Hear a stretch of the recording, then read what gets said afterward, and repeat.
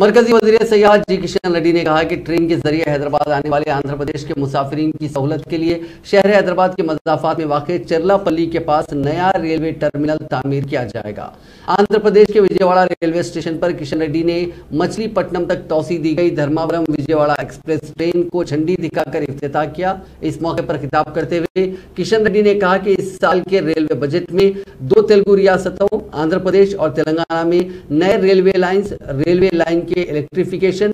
Tripling اور دیگر کام جلد سے جلد مکمل کرنے کے لیے فنڈز مختص کیے گئے۔ انہوں نے کہا کہ اس مرتبہ آندھرا پردیش میں ریلوے پروجیکٹس کے لیے گزشتہ بجٹ کے مقابلے میں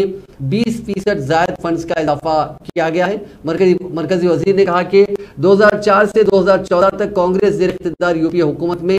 آندھرا پردیش ریاست میں صرف 58 کلومیٹر کے نئے ریلوے لائن بچھائے گئے، جبکہ مودی حکومت نے گزشتہ 8 سال کے دوران ریاست میں 350 کلومیٹر کی نئی ریلوے لائن بچھائی ہے۔